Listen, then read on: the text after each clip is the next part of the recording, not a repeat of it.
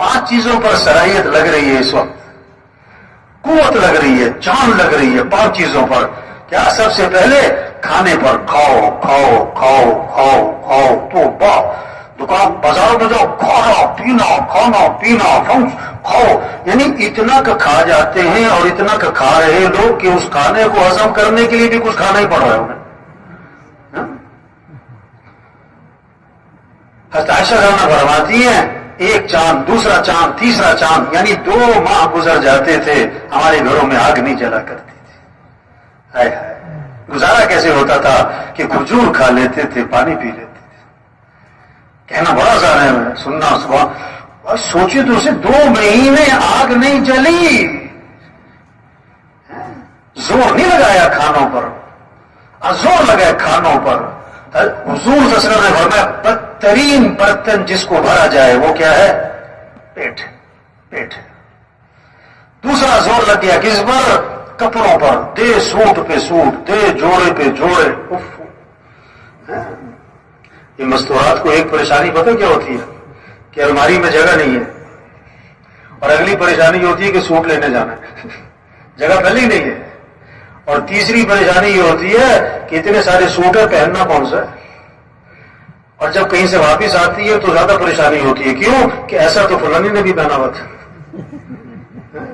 کہاں زور لگ گیا، کہاں زور لگ گیا. حضرت عمر رضی اللہ عنہ، حضرت عائشہ رضی اللہ عنہ کے بھانجے فرماتے ہیں کہ خالہ نے 70,000 درہم لوگوں میں تقسیم کر دیے اور خالہ کے کپڑوں پر پیبند لگے ہوئے تھے.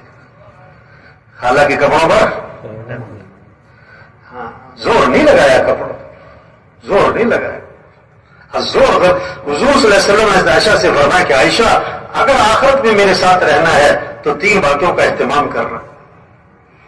اللہ کے نبی کو صلی اللہ محبت عائشہ سے تھی. آپ نے فرمایا کہ اللہ نے بیویوں میں عدل کرنے کا حکم دیا تو میں ظاہری عدل تو کرتا ہوں، لیکن میرا دل عائشہ کی طرف مائل ہے، یہ میرے اختیار میں ہے. تو آپ نے کیا فرمایا کہ اگر آخرت میں میرے ساتھ رہنا ہے تو 3 باتوں کا اہتمام کرنا. پہلی بات فرمائی کہ عائشہ اس وقت تک کپڑوں کو پرانا سمجھ کے نہ چھوڑ دینا جب تک کہ ان پر پیمند نہ لگ جائے، جب تک کہ ان پر. دوسری بات فرمائی کہ عائشہ مالداروں کے پاس بیٹھنے سے اپنے آپ کو بچانا، کیونکہ آدمی کے اندر مال کی پھر تما اور ہرس اور لالچ اور دوڑ میں لگ جاتا ہے.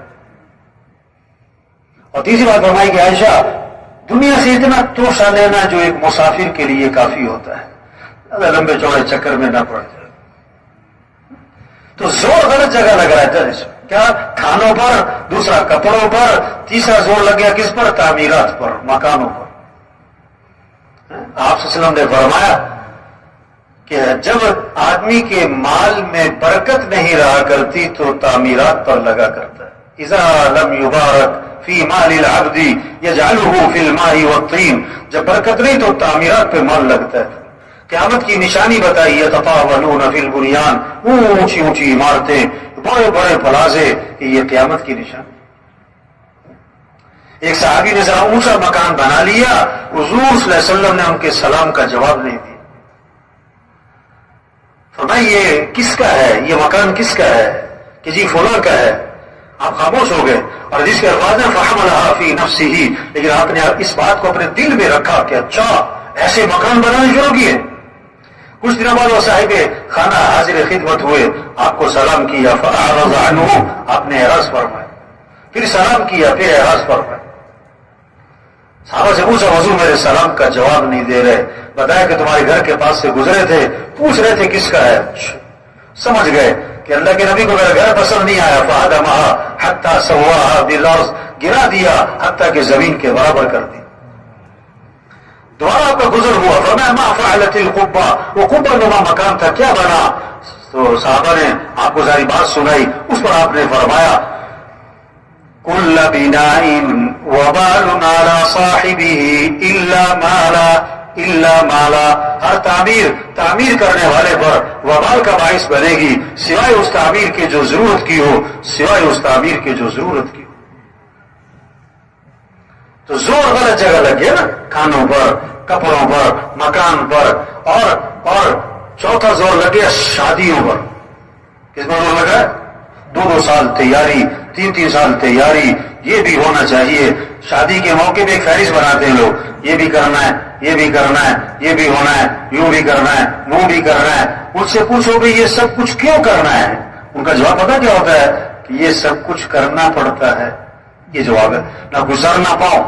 ان سے پوچھو یہ سب کچھ کیوں کرنا پڑتا ہے تو اس کا بہت خوبصورت جواب دیتے ہیں، آپ کو پتہ نہیں ہے کرنا پڑتا ہے.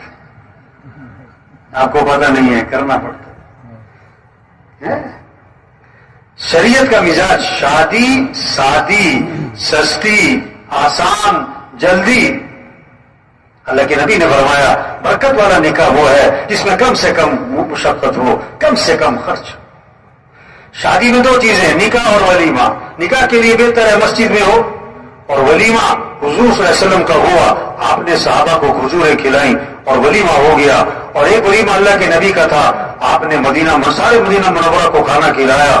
اگر کسی نے زور دکھانا ہے تو ولیمے پہ بلاؤ سب کو، سارے خاندان کو، سارے علاقے والوں کو کھانا کھلاؤ. لیکن ایک بات آپ نے فرمائی، بدترین ولیمہ ہے جس میں مالداروں کو بلایا جائے اور غریبوں کو نہ بلایا جائے.